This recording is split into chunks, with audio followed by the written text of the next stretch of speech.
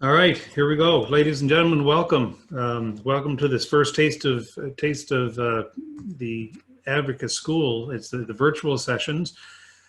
As you're well aware, because of COVID-19 and because of the public safety, the Advocate Schools have all been postponed for the year.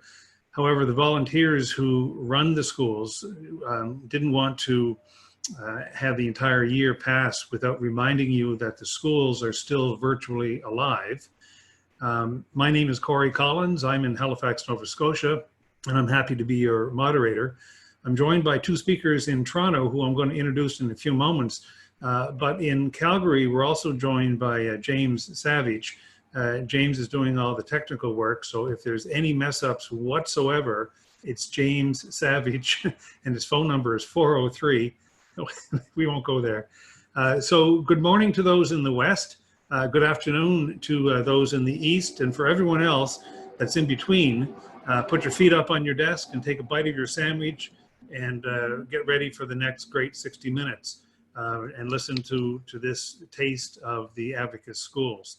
Now today we have 500 Advocates members who are expected to join us, and I think you're all or mostly online now. So I'm told that we're sold out, so to speak. But since you didn't pay for this, it's not really sold out. We're just virtually full. We're recording this Zoom session so that you and other members can watch this at a later date, which we're putting together. Attending the Advocate Schools in person is an experience all by itself. And I've been fortunate to attend and to speak at the Okanagan School, as well as the Banff School and the Atlantic School. And we encourage you to do the same this summer. We hope that by 2021, everything is going to be back to normal. But the reasons that a person should be involved with the schools, other than the education, which obviously is key, but the camaraderie and the friendships and the networking, it's an investment in your business. And today, our intent really is to provide a taste of what you might find at one of the schools. So we hope that you can benefit from today's session. We have another session planned for November, which we want you to keep an eye open to see the date once things have been nailed down. But no doubt that things will be back on track in August and July of 2021. So mark your calendars. Now, one more item we want to keep up with here is that today we are giving the CE credits. We're handing out one for most provinces each. So here's something which is important. To receive your CE credit, you'll need to answer 2 poll questions during this presentation. One of the questions will be after the speakers are done, but one of them will be right now. So we'd like you to read the question, if that can pop up on our screen here for a moment. And James, if you can do that for me. There we go. What was the last Advocate School you attended? Please choose one of those. Give everyone just a moment to do that.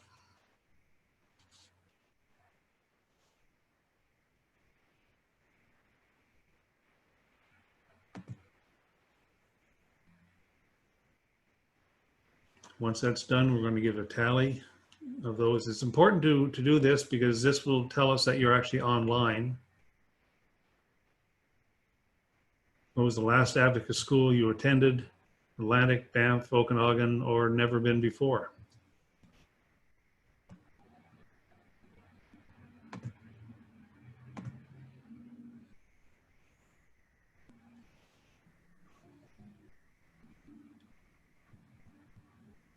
James, are we coming up with a... Yeah, we're getting close there.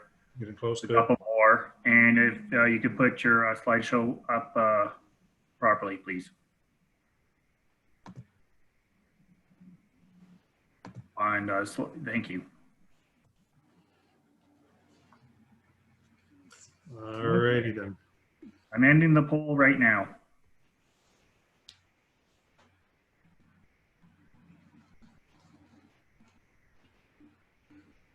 There we go. 59% of the participants today have not been to an Advocate School. Okanagan was the last for 11%, Banff 25%, which was the largest, and the Atlantic School 5%. So thanks for doing that. Now, one thing I will and like to point out is this presentation today represents all three schools, the Atlantic School, the Banff School, as well as the Okanagan School. For the Atlantic School, the sponsors, and it's important to mention these for a moment, the platinum sponsor is Canada Life, the gold sponsors are BMO, Hub Financial, Medavie Blue Cross, as well as BMO Global Asset Management. Also for the Atlantic School, the silver sponsors are Advocis Nova Scotia, Assumption, Canada Protection Plan, Equitable Life, IA Financial, NPC, PPI, RBC Insurance, SSQ Insurance, and Sun Life. A different set of sponsors for the Banff School. The platinum sponsor is Manulife, the silver sponsor Desjardins and Specialty Life, and the reception is sponsored by BMO Insurance. Along another line with Banff, the bronze sponsors Financial Horizons, Quest Group, RBC Insurance, SSQ, Hub, Humania, and Valenta. And then for the Okanagan School, the gold sponsor is Manulife, with the silver sponsor being Canada Life and the bronze sponsor being Group Quest.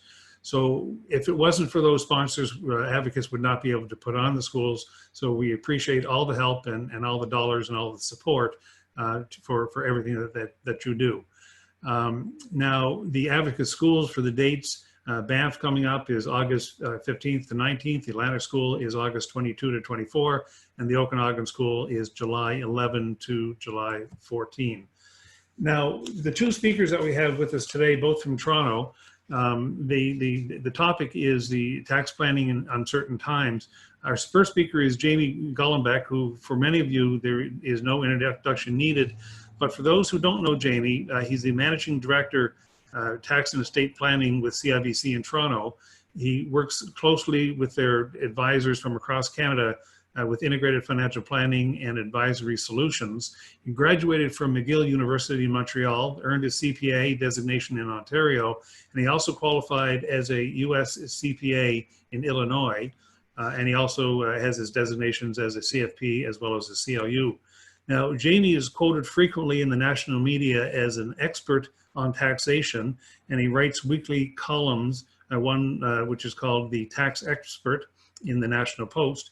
And he's also appeared as a guest on BNN, CTV News, and The National, and he's been a regular financial personality guest on the Marilyn Dennis Show. So Jamie and I have a lot in common. He does that, and I watch TV. When I asked Jamie about the 15,000 songs that reportedly he has downloaded from the internet, he answered that like a tax expert. He said, that statistic is now irrelevant since all music is available on Apple Music. Our second speaker is Christine Perry. Christine is a partner with Gowling WLG's Toronto office. Her practice focuses on domestic and cross-border tax and estate planning for the high net worth individuals, including trust taxation, personal taxation planning, asset protection, and insurance planning, as well as estate administration. Christine is licensed to practice law in both Ontario and in New York. Her experience is rich in immigration and tax planning with matters involving foreign ownership of Canadian and US property. She is an award-winning legal writer, and she has had several articles featured in the National Post, Investment Executive, and Estates, the Estate Trust and Pension Journal. She has also appeared as a guest speaker on the CBC radio program, The Current. So, ladies and gentlemen, please, in your own homes and offices, give a welcome, and we'll start with Jamie Golombek. So, Jamie, take it away. Well, thanks very much, Corey, and thanks to everyone watching today. We're going to try in the next 45 minutes that we have to share an update on the planning that we're doing, that we're talking about both on Canadian and the US side.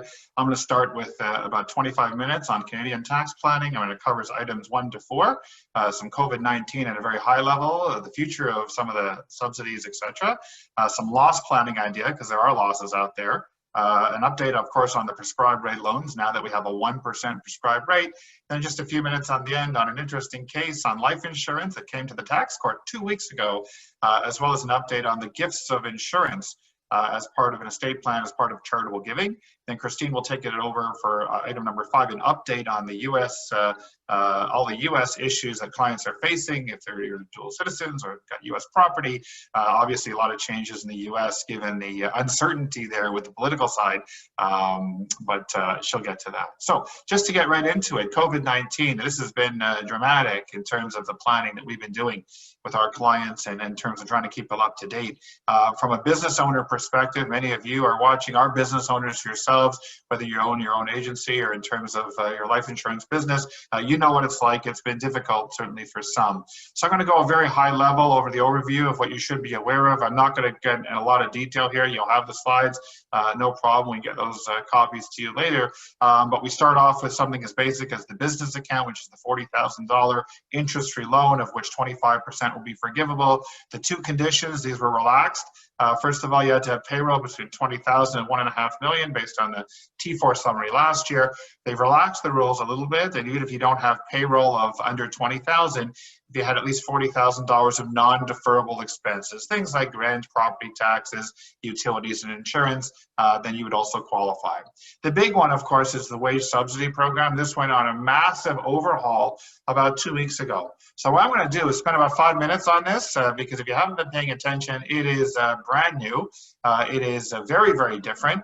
And you may not have seen, I'm going to go over the numbers quickly, but this bulletin is available online, widely available, and we try to highlight this is probably the biggest measure that will help not just employers and small businesses, but really all Canadians as we transition away from the CERB, the emergency response benefit, and companies start to transition more towards the wage subsidy. Be very, very important to understand how advantageous this can be and whether or not a business owner qualifies. So again, it's available to pretty much any entity that pays wages, individuals, corps, partnerships, even charities qualify.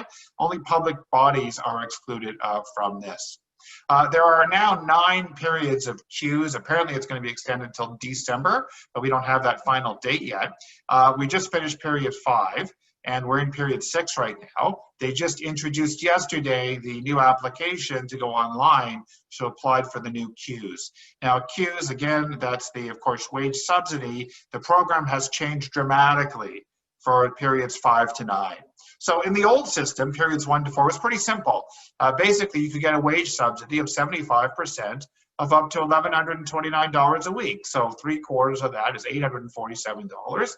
That's for every employee that you have, that you're paying, provided that your revenue drop was at least 30% or more. Employers were supposed to use their best efforts to pay the difference, but you know the truth is a lot of them didn't, which is fine. I mean, legally it's fine. But this was really easy to administer. 30% or more revenue drop, and you got the wage subsidy. So basically the 4 periods ran from March to July the 4th, and there was really the general approach or the alternative approach. There's a lot of words here, but it's actually quite straightforward. So basically under the general approach, you look at the current month and you compare it to the previous year. So basically if you want to qualify for period 1, you look at your revenue in March 2020 and your revenue in March 2019. If it was down by 30%, then you got the wage subsidy. Now the alternative approach said, well, we really had a terrible March, but really we're actually up over the previous March, so we wouldn't qualify. They said what you can do is compare March to January or February. So that's sort of the alternative approach that you'll see coming up over and over again as we go through the wage subsidy. So a very simple example, you've got a business with a 30% drop in revenue or more, they would get 75%, that's $847 per employee per week. So again, very helpful for businesses to maintain the relationship with the employees. Now here's where it all changed in the last 2 weeks. This is complicated. I'm going to do a very high level review, but again, you can get all the information on the internet, lots of great sources out there, and they're even going to show you a calculator that you can use online afterwards. So right now, we're still the same, maximum eligible remuneration of $1,129, but the calculation is complex because now it varies based on the revenue drop. We have the concept of the base subsidy and the top-up subsidy, and the maximum, depending on the period and the situation, could actually be 85% of $1,129 up to $960 per week. So if you take a look at this, is now periods 5 through 9. You can see them starting July the 5th, going till the end of November. The general approach basically says what we do is you compare, let's say, July 2020 to July 2019, or because we've started to reopen in July, maybe we instead choose June 2020 versus June 2019. You can see that pattern actually follows throughout the slide. The alternative approach just again looks at January, February as the comparison. We look at either June or July of this year. We compare that to the average of January, February. That will give us our revenue drop that we use to determine what's called the base Qs. Then we have the concept of the top-up Qs. And the top-up Qs, again, you can see it looks very complicated. It's actually straightforward. Under the general approach, you just do averaging based on a quarter. So the current quarter is April to June 2020 for the period 5. You compare that to the same quarter last year, or the alternative is we compare it to the 2 months of January, February, just before COVID hit, to determine what revenue approach works better for you. So basically, the way it's going to work under the base Qs is the subsidy rate depends on the period and depends on your revenue drop. So for example, in period 5, if you have a revenue drop of more than 50%, the deemed amount is called 60%. If it's under 50%, so 0 to 49, you actually multiply your actual revenue drop by 1.2.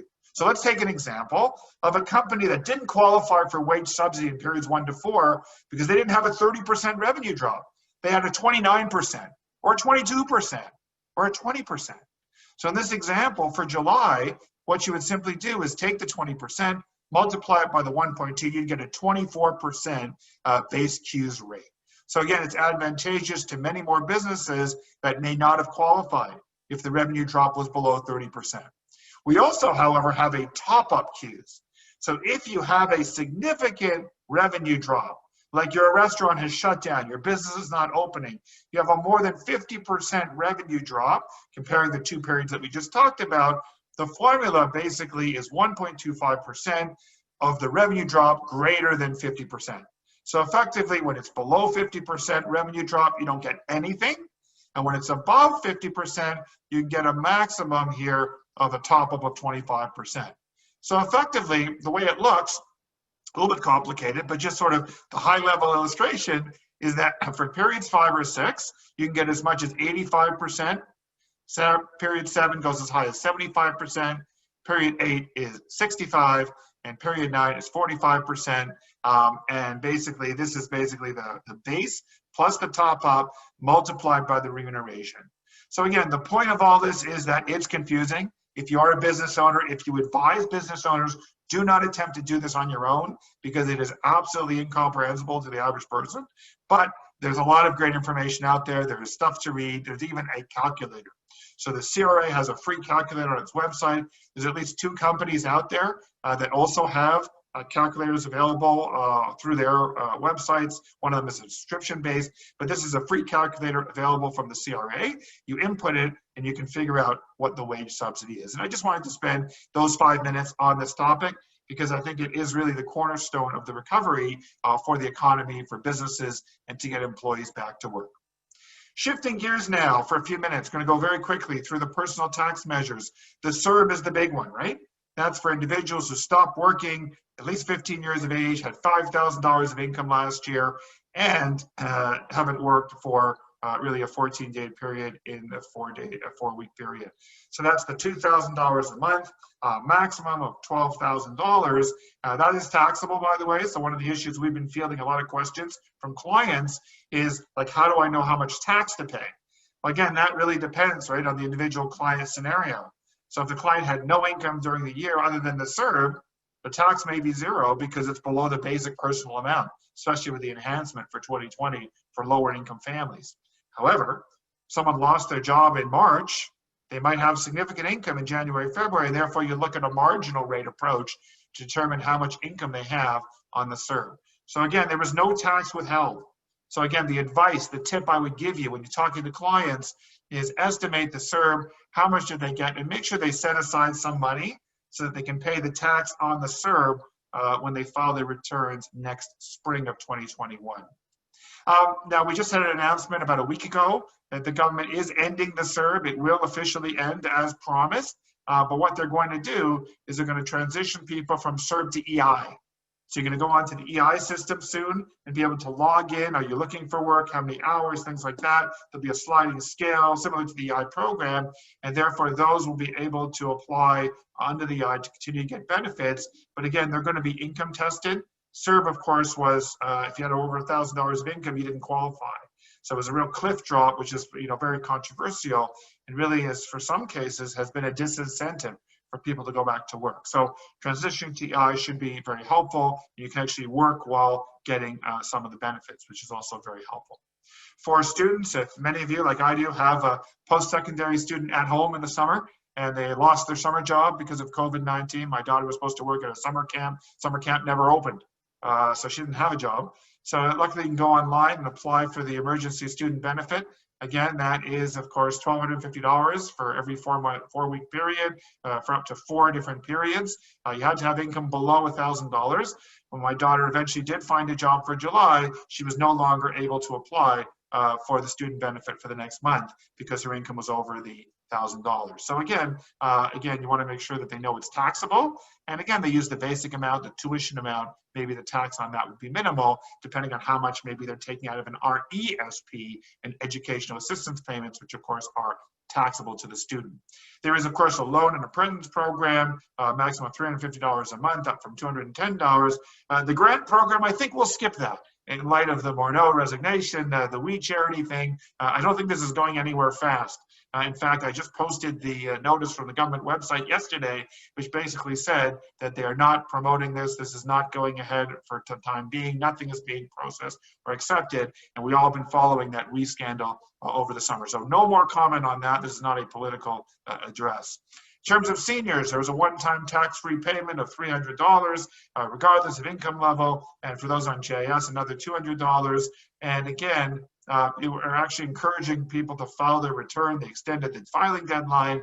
They're saying, look, you got to file your return even if you don't owe tax, so that we continue to income test your benefits and we make sure that you get your benefit, especially for your clients that are seniors.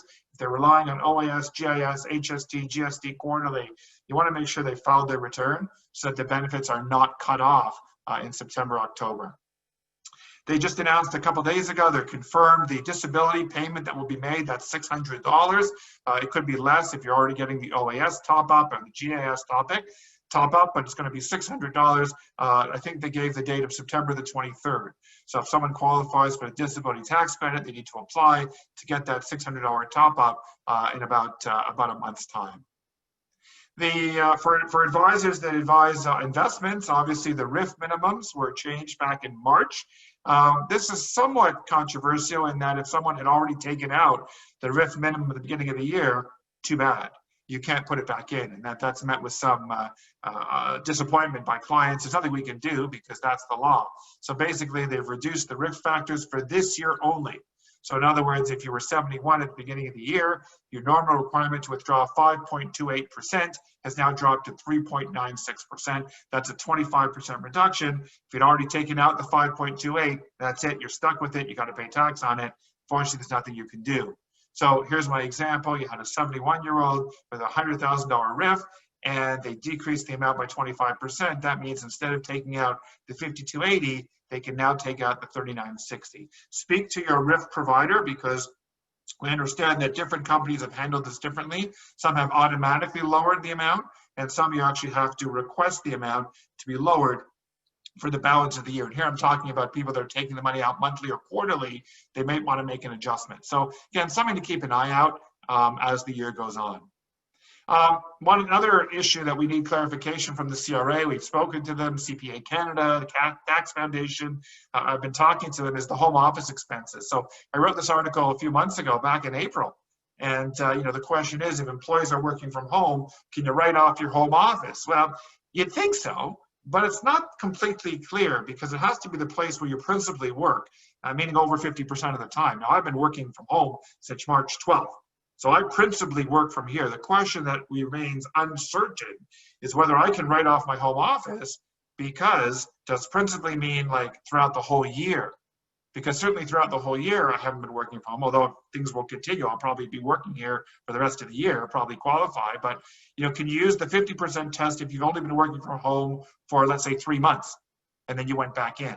So that's something we're waiting for a statement. We understand that the Quebec Authority has recently commented that they're okay with this. They will allow the home office expense deduction. We're waiting for clarification from CRA, hopefully in the next few months. I think if people have been working from home for more than 6 months, the answer is self-explanatory because that's more than half the year. But right now, we're still waiting for some clarification. We'll obviously keep you updated through the media on what's happening with the home office deduction. Our next topic is loss planning. We've seen clients with losses. We've written a bulletin on tax estate planning in uncertain times. Very few high-level points that I want to bring up with you. First of all, tax loss selling. We usually talk about at the end of the year. You can sell losses, sell investments with losses, use those losses against other gains this year, carry back 3 years in forward indefinitely. And possibly, if things have really gone down, and again, it depends on the sector, right? Some portfolios are flat for the year. In other words, they've come down and then they come back up again, right? But depending on the sector, you might be down significantly.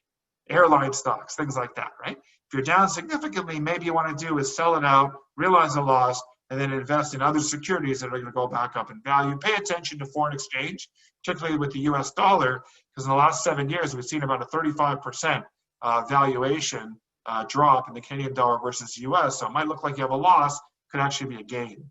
So pay attention to that. Superficial loss rules always come up every year. Be careful about crystallizing a loss, buying back within 30 days. Not just you, your spouse, your partner, a corporation, even a trust, an RSP trust, a TFSA, it's all a problem. So you want to make sure you wait at least 30 calendar days before buying back the identical shares, the identical fund in your account. Other considerations, again, don't get fancy by trying to transfer your lost stock to an RSP or TFSA. It's not going to work. That's a denied loss. So sell it, wait 30 days before buying it back. One opportunity, though, is to transfer to a parent or child. So if you've got property that's gone down in value, you can actually realize a loss because the parent or child is not affiliated with you. Be careful with things like index funds. If you have an index fund from index provider A and another one from financial institution B, CRA says those are identical. So don't just sell out of one, buy into the other, because you might be denied the loss on a superficial loss rule basis. This might be an ideal time to gift property.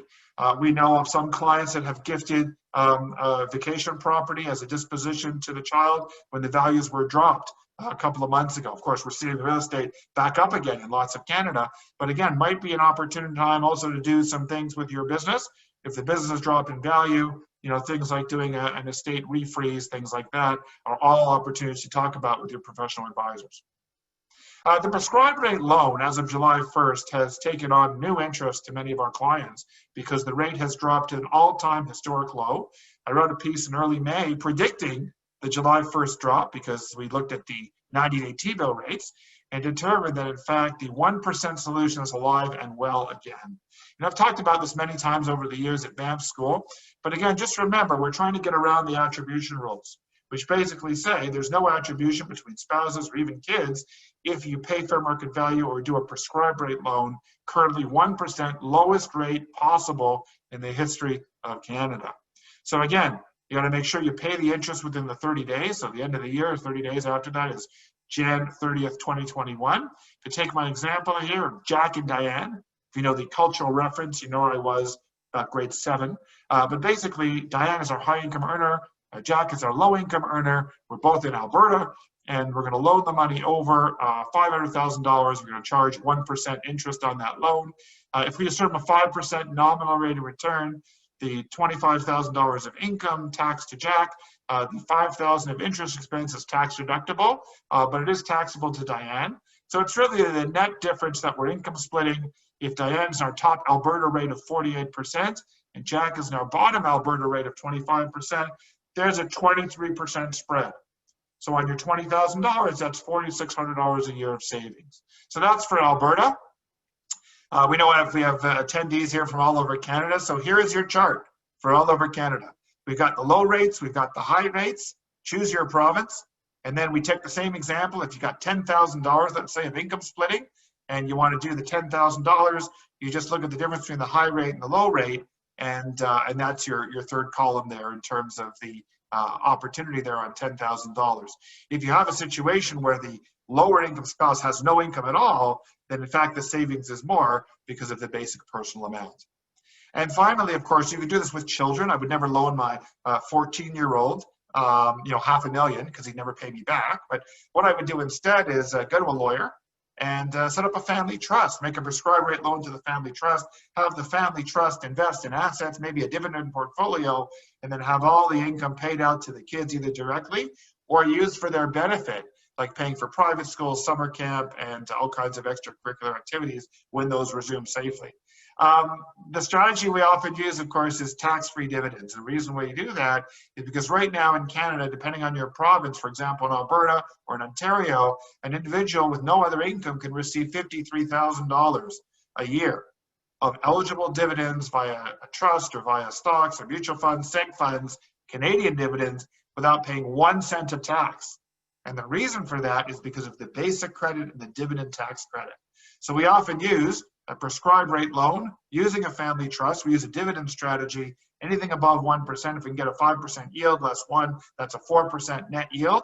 On $1 million, that's $40,000 a year. You got 2 kids, $20,000 tax-free to each kid, pay for all their expenses. So again, this is a very common strategy that we're seeing right now. A lot of interest in this at 1%. Be careful if you want to refinance a loan you've already done.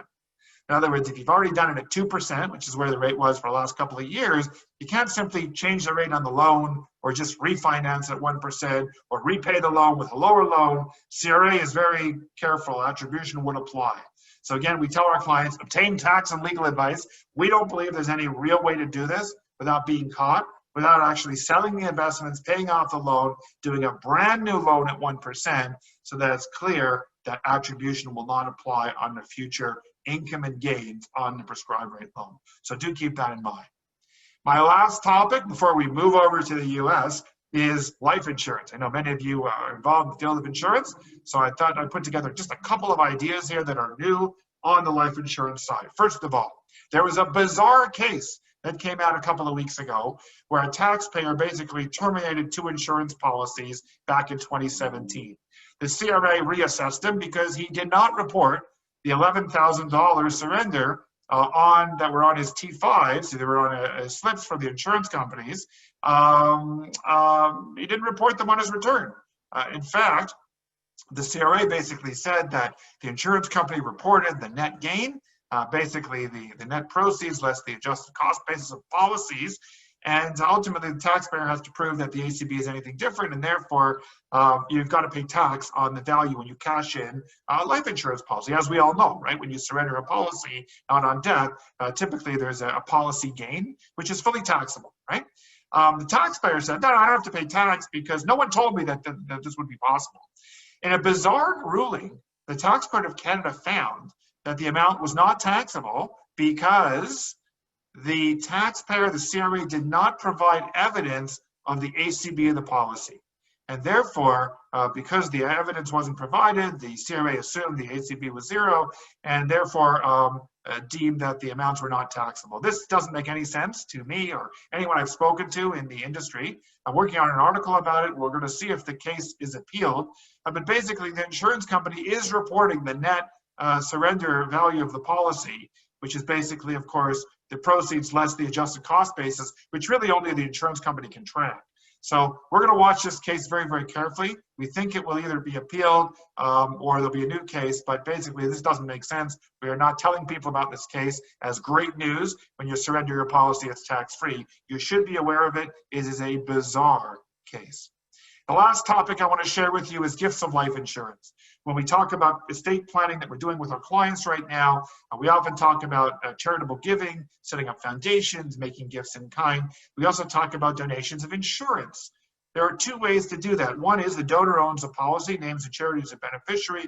You don't get any tax credit up front, but on death, a receipt is issued for the estate and the donation receipt of the year of death that can reduce taxes on the RSP, the capital gains, on other investments and things like that. That's probably the most common way that we see this done, where you name the insurance policy, the beneficiary as the charity. The other way to do it is the charity actually owns the policy. They buy the policy, for example, or you buy the policy and you assign it to the charity. You get a receipt for the cash surrender value if we're talking about permanent UL or whole life. And effectively, every time you make a premium payment on the policy, you're effectively getting a donation tax credit from the from the charity. So this was all great until we had a development last November, which was frightening, that the BC Financial Services Authority sent some correspondence to a charity that said if the charity were to accept a life insurance policy as a donation, that would consider to be trafficking in life insurance and an offense under the Insurance Act. And the charity was told not to solicit or accept any gifts of insurance for any resident of BC, and they actually added information on the website that was supposed to be done. And a lot of charities, not just in BC, like in Ontario where I live, put a complete halt to donations of insurance. I'm on the board of 2 separate charities and foundations in Toronto. We met shortly after this, and we actually suspended all gifts of charity of life insurance until we had this clarified. The good news, and I'm going to end on a positive note, is that they reversed the decision. In other words, in May 2020, just a few months ago, the BCFCA, FSA announced that solicitation by charities of life insurance is not prohibited under the Insurance Act. It was specifically a unique issue with that one provider, and therefore you can continue to do this. You can issue a policy in the name of the charity. You can name the charity as a beneficiary of a policy. You can even transfer ownership of an existing policy to charity. So great news. I'm going to end on a very positive note, and I'm going to turn this over to Christine Perry, who's going to talk about several U.S. issues, beginning with the U.S. estate tax.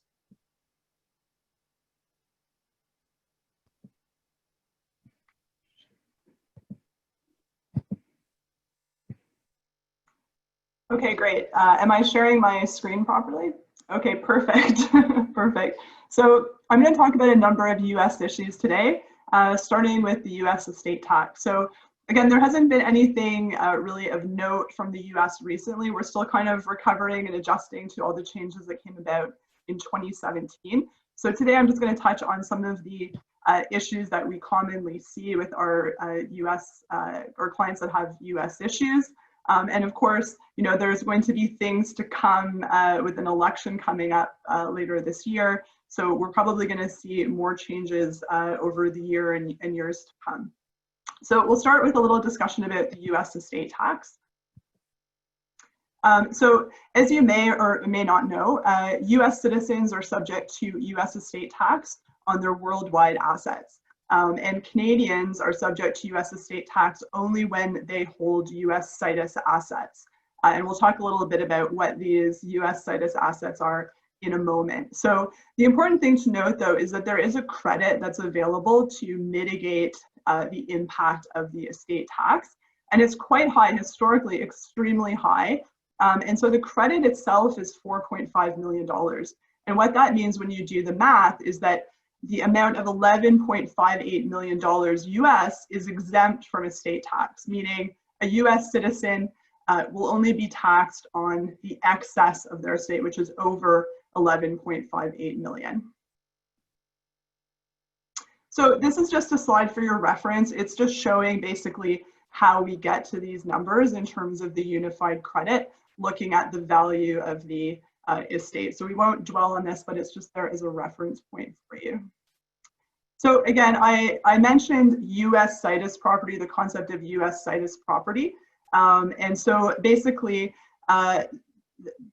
this is outlining that a Canadian is going to be taxed in the US. They're going to be subject to that US estate tax on US situs property. And so the big things that we'll see are, of course, US real estate. So those vacation homes that your clients have, US security. So even if those are held at a Canadian brokerage house, those would be subject to US estate tax. Certain business assets, so if you have clients that are business owners, they may have US businesses. Those are US situs assets. And importantly, something that's often missed is tangible property. And that would be, you know, often things that you have at your US vacation home, like artwork or watercraft, things like that.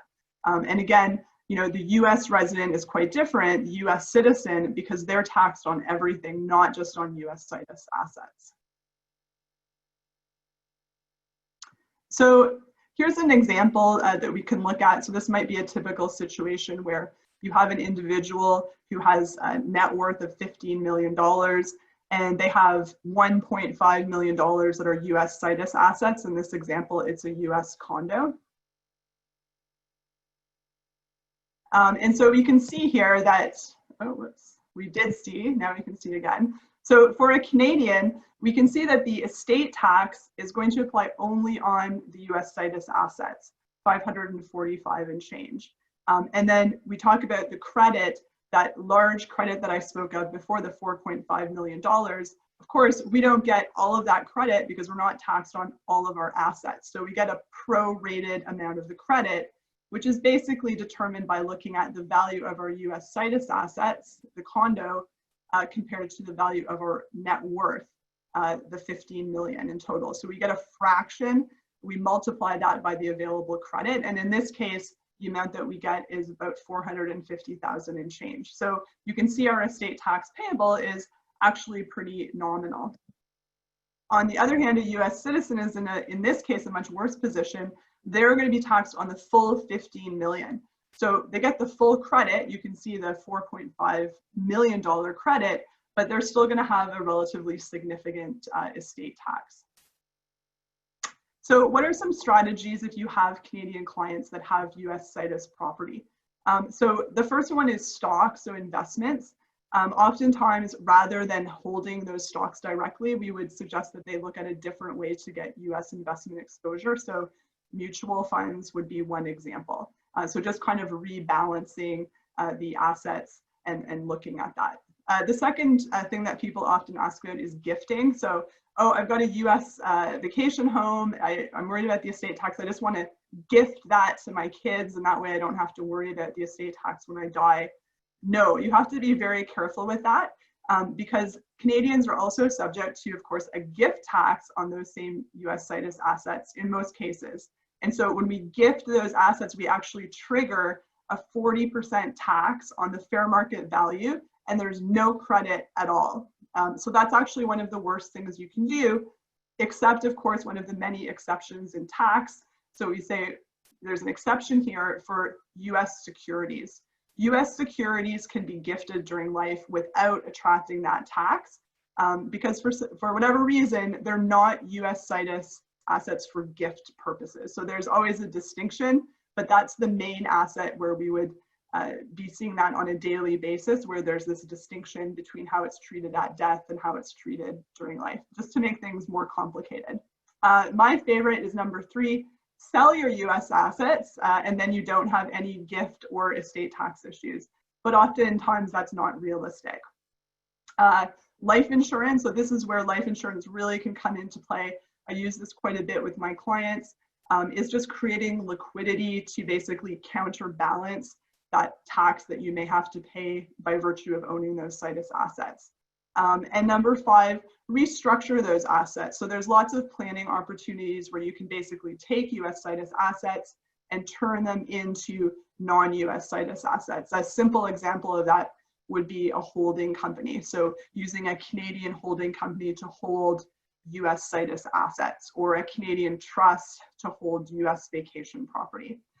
Non-recourse debt, that always comes up as a discussion point. From a practical perspective, it's not particularly useful anymore. For obvious reasons, banks in the US are hesitant to issue non-recourse debt.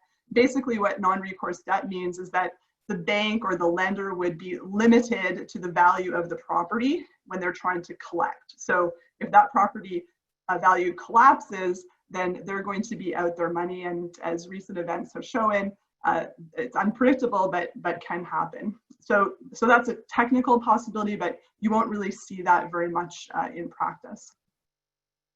So what's going to happen with the US estate tax? I don't know. Nobody knows. Certainly Trump in 2017, he changed the estate tax credit. He'd actually wanted to get rid of the estate tax altogether. He couldn't push that through. And so what he did is he bumped up the credit so that the exemption moved from $5 million indexed for inflation all the way up to $10 million indexed for inflation. And that's why we have the 11.58 number that we have today.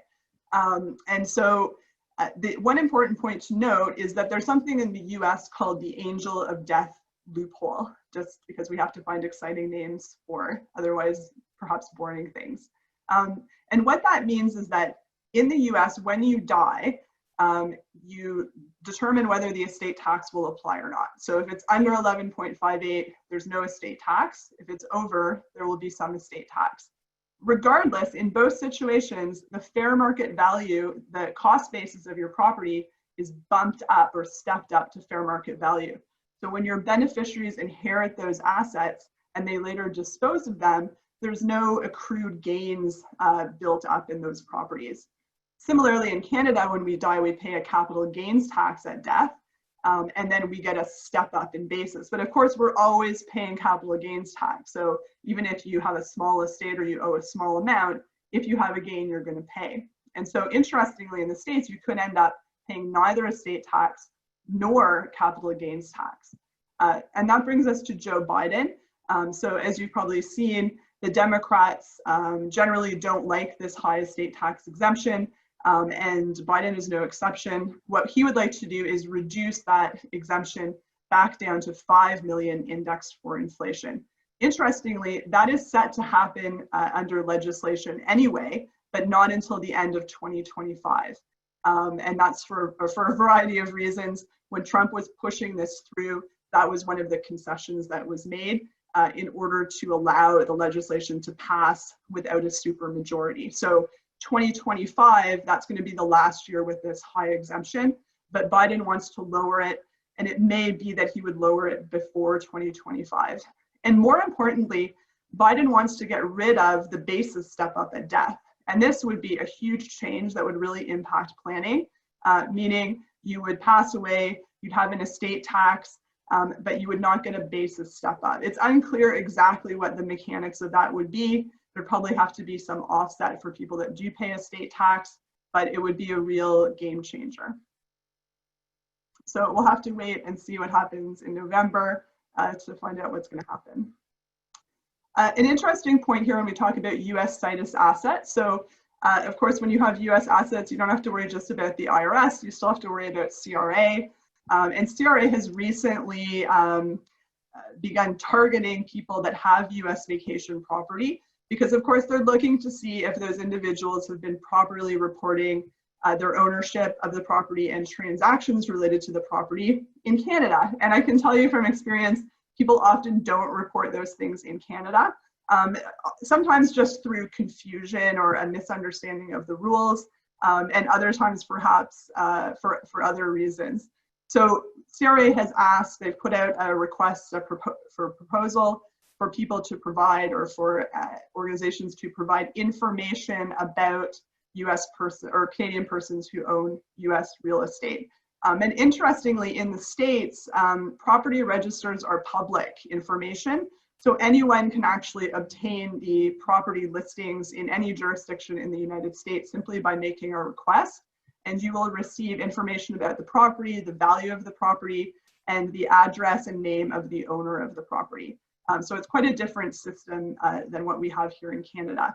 So if you do have clients that have US real estate and you think that they may not have done their compliance, meaning reporting dispositions and filing the T1135 to report ownership of property, if it's rental property or investment property, you might want to make them aware that the CRA has launched this program, or initiative, I should say. So that's a great segue into US tax compliance programs. So this would refer to ways that your US clients could become compliant if they have not previously been compliant with their US tax filing. So if they're delinquent with their US tax and reporting obligations, what are their options? And there still are options. So this chart here just summarizes what those options are. And so the first program of note, the Offshore Voluntary Disclosure Program, that was the original program that was introduced, kind of heavy hitting. That was introduced in 2009, or at least the version that we're familiar with was introduced in 2009. That is now closed. And the reason they closed it was really almost that they didn't need people to come forward anymore. So they're now able to obtain people's information through FATCA and through international reporting standards. So that now is done, and it's been replaced by the last program that's listed here, the criminal investigation voluntary disclosure, which is actually for foreign people with foreign disclosures and domestic disclosures. Again, we don't use that for our clients. We haven't had to use it yet. It's very heavy hitting. It's looking at people that willfully didn't file and may even have criminal issues relating to their non-compliance. So the programs that we tend to use are the ones in the middle, the streamlined procedures. That's a pretty basic one. It's a good program. We've used it quite frequently. That's where most individuals will fall if they have to do this kind of amnesty program, and we'll talk a little bit about that in a second. And then the delinquent FBAR submission procedures and the delinquent international information return procedures. As you may know, in the US, in addition to filing our tax return, there's a myriad of information returns that have to be filed, often in situations that are quite confusing to figure out. The average person, you know, even if they just hold things like a TFSA, an RASP, maybe a holding company, they're exposed to some of these filing requirements if of course they're a US citizen. And these are just normal types of investments or structures that people have, and yet it sort of opens the door to perhaps unwittingly becoming non-compliant. So these are good programs for people who really have been reporting, filing their tax return, and just maybe have to make some corrections or file a few things that have been missed.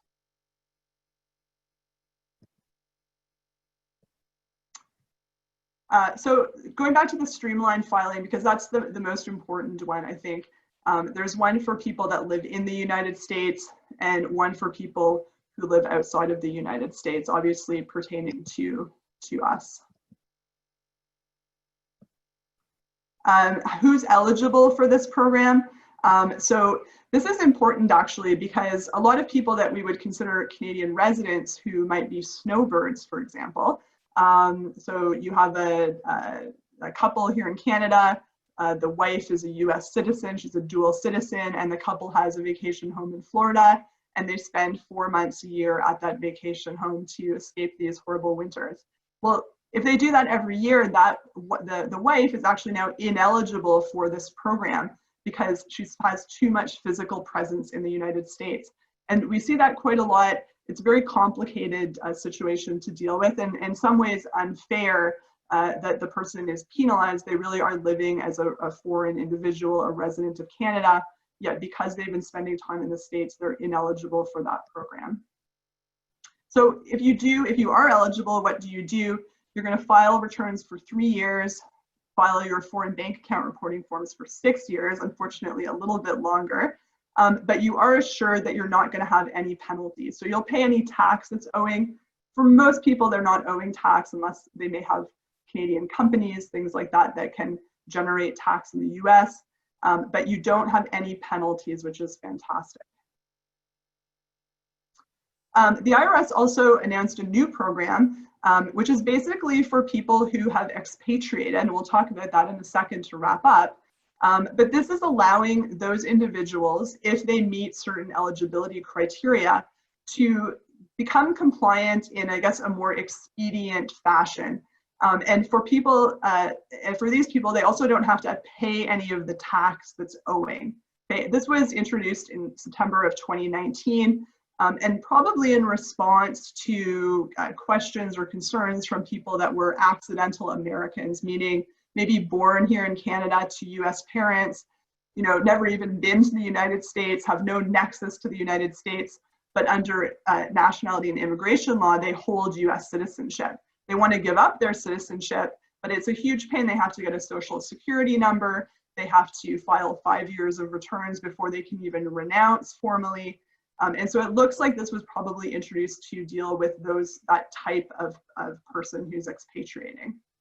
And so again, no income tax, no penalties, and no exit tax.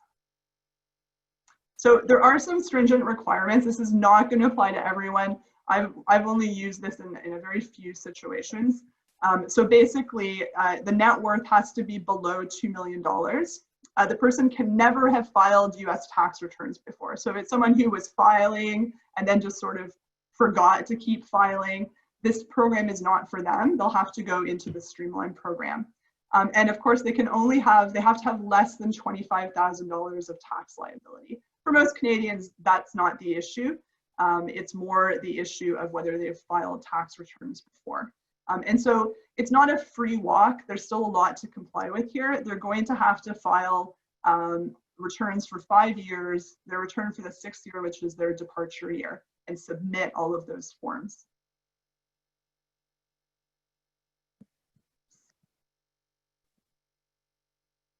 And one important thing to note here is that the IRS has announced that the Streamline program is probably going to be closing at some point in the future. They've made this comment a number of times over the past years, but just to be aware, they really don't need people to voluntarily disclose anymore because they're collecting quite a lot of information from financial institutions. So just to keep in mind, if you do have a client that's non-compliant, now is probably the time that they want to start to think about addressing that.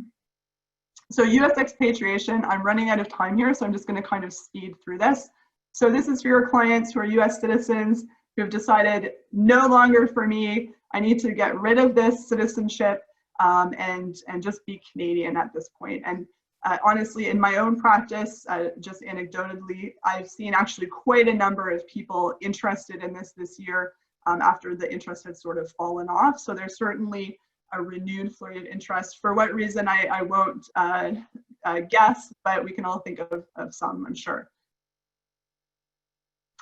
So one important thing to note is that when you do renounce your citizenship, you have to be concerned about whether you're going to be subject to an exit tax, basically a mark-to-market tax on all of your capital assets.